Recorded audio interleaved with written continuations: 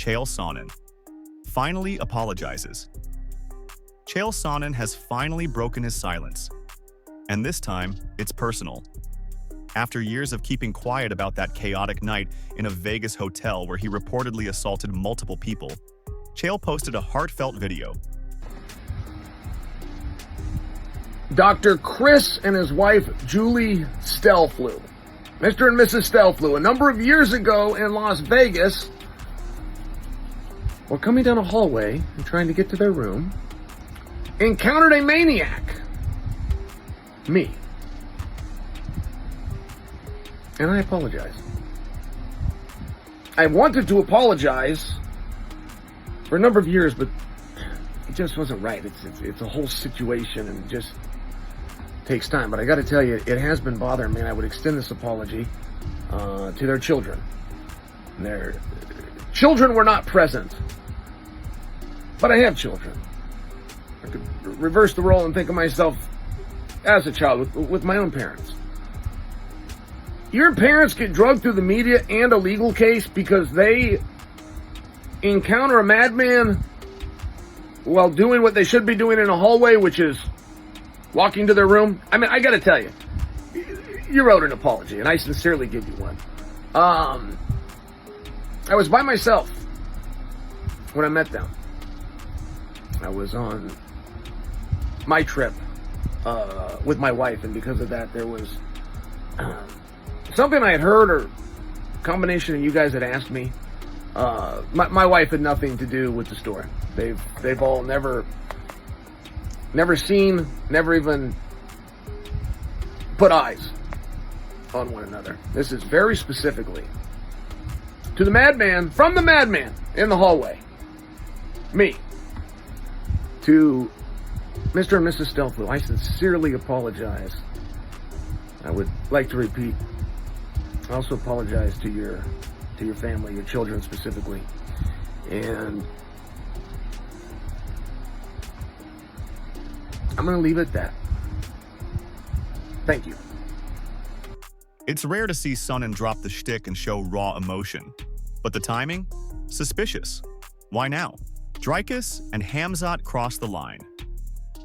While Chael's trying to make peace, Dricus du Plessis and Khamzat Chimaev are doing the opposite, fueling what might be the most vicious rivalry of the year. It started with Khamzat posting a photo of Dricus and his team with donut emojis and a laughing face. Classic Chimaev trolling. But Dricus didn't hold back. He clapped back with, "I'd hit you back, but there's no inbred emoji." It didn't stop there. A Khamzat fan threw a jab about Dricus' father, and Dricus fired back, "At least not my relatives." This has moved beyond mind games. It's personal, ugly, and escalating fast. Jon Jones responds to Islam comment backlash. Jon Jones is in hot water again, this time over his comments about Islam Makhachev. A clip of Jones calling Islam still new to the sport went viral. Like, the comment that I made a lot of people upset, a lot of Islam fans upset, but really what I was trying to do is I was trying to translate for Nate to the Russians. Nate speaks in a very laid-back way. He speaks with a lot of slang, and if you're not American, it may be hard to understand what he was saying. So I was really just trying to translate for Diaz. But at the same time, me saying that Islam is an up-and-coming fighter, when it's coming from me, I can say that. Not many people can say that. I can. And when a fan accused him of ruining his legacy, Jones hit back hard. Longest reigning champ, youngest in UFC history, made millions, built businesses, became a great father. "Yeah," he said. "What a terrible legacy." Robert Whittaker breaks down Dricus versus Khamzat. Robert Whittaker's been in the cage with both Khamzat and Dricus, and he's got thoughts. Chimaev, how do you stop his takedown? Okay. Yeah. I don't think Dricus will stop Chimaev's takedown. Okay. I like it. It's like, oh, mate, trust me, it's kept me up at night. I've been just running it back. Yeah. And it's like, there's a way, but it's tricky. Okay. Because once he gets his hand on you, once you back up on that fence, he's going to stay there on you. Now, Can he do that? Can he? Because I believe he will get Dricus down. He will control him for a round. But if he can't put him away, what does he look like coming out in round 2? Yeah. And then let's say he does it again. What does he look like coming out in round 3? And then we've got that Usman fight again. Okay. And Dricus, like, he's got a gas tank. Yeah. He's got that dog in him. He can, if you don't put him away, he'll keep fighting. Like, he'll keep coming at you with his bombs and his punches and his kicks. He'll keep doing it, like, until the bell rings. And I think that's one of his superpowers. Yeah. I guess that's the biggest thing in play for this fight. It's just like what Chimaev does with the takedowns, because I believe there is no doubt in my mind that he gets them. And what does he do with them? Ian Garry mocks Jack Della Maddalena. Ian Garry's latest dig at Jack Della Maddalena might be his pettiest yet. He posted a sarcastic video in a comic shop holding a JDM action figure. I'm in a comic book shop here in England, and I am shocked. Never in my life have I seen the UFC move an action figure as fast as they have Jack Della Maddalena, mate. I am so proud of you. Look at that. World champ, and you've got your fucking action figure. Good on you, pal. Very proud of you. Good job. The message was clear. Gary's not letting this rivalry die quietly. He's keeping Jack's name in his mouth until that octagon door closes. Buckley calls out Shawn Brady. Joaquin Buckley is done being polite. In a fiery interview, he blasted Shawn Brady for allegedly ducking Kamaru Usman. Shawn Brady fight. Shawn Brady skipped on him because he's like, I don't need you now. I'm #1 contender. Oh, is that what Brady's happened? stupid. If that's true, Brady, you dumb. That's what Usman said. Damn. I'm going off what Usman said. Okay. Right? Yeah.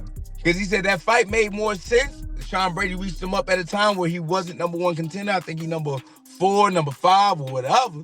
And he was like, hey, man, I love to fight you, being on some respectful stuff. He said, yeah, right now, talking about Kamaru Usman, it's not a good time for him. Shawn Brady ended up getting the Leon situation going. I guess the UFC reached out to Shawn Brady, was like, hey, would you like to fight Kamaru Usman? He said, no, I'm just going to sit on my number. I got this #1 spot right now. I'm going to sit on it. He's stupid. He's now fighting Usman himself, and if he wins, he gets to say he took the fight Brady wouldn't. Mokaev's body shot goes viral. Muhammad Mokaev just made viral noise without saying a word. He posted a clip of him dropping a sparring partner with a single liver shot. The guy claimed, I do core every day.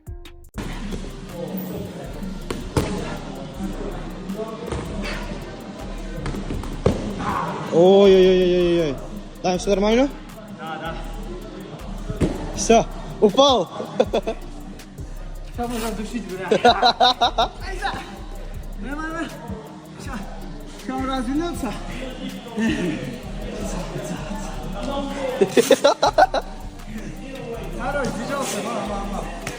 Mokaev may fight at flyweight, but that power? That's heavyweight stuff.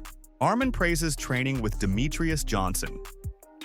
Arman Tsarukyan recently trained with Demetrious Mighty Mouse Johnson and came away in awe. Training with Mighty Mouse. Was good. Was that the first time ever training with him? Yeah. What do you think? He's so smart. Really? Yeah, and I would like to train him with him again. Really? Yeah.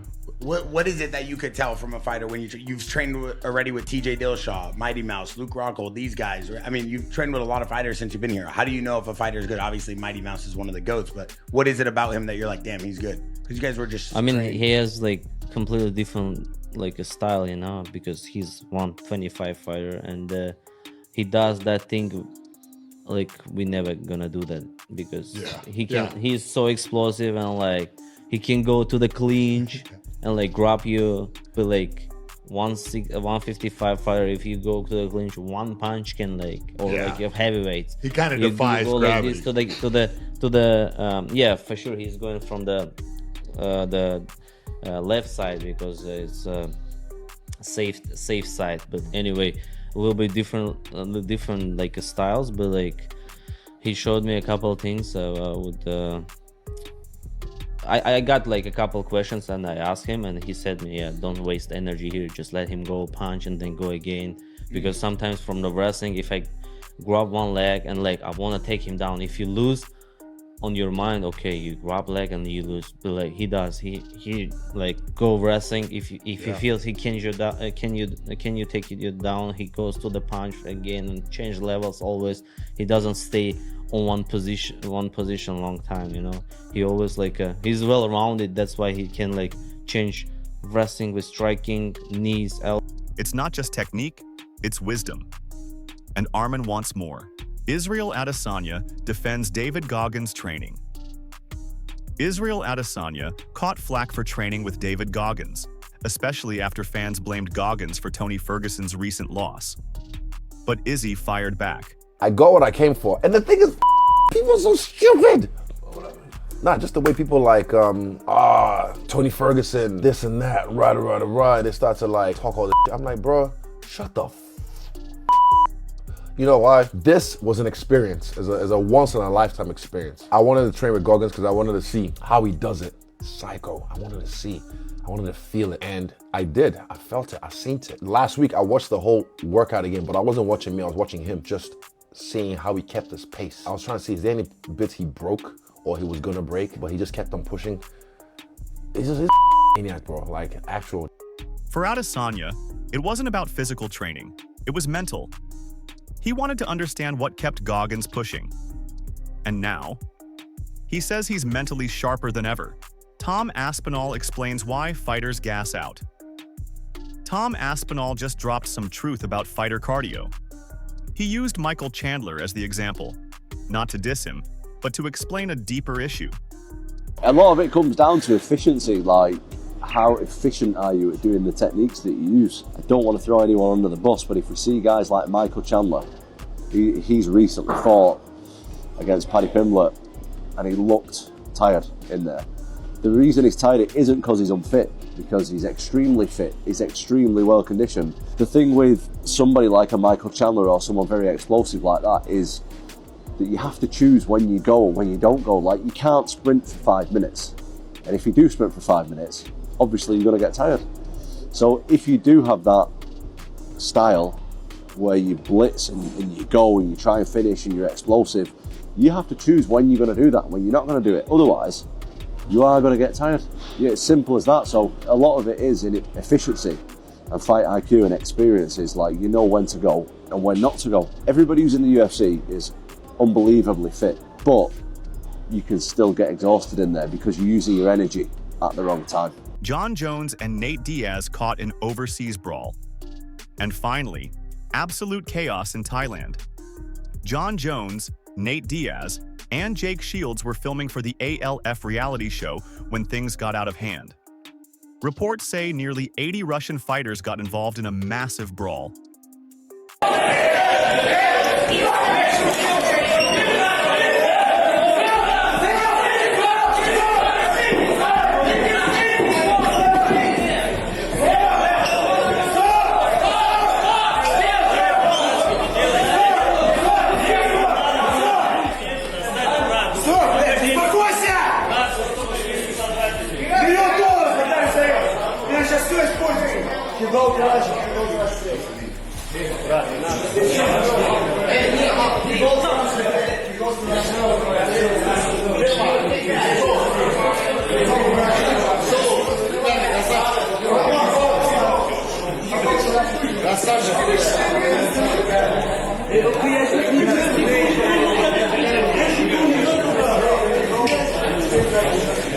It's unclear what sparked the fight, but when 80 people are brawling in a foreign country, there are no winners, only headlines.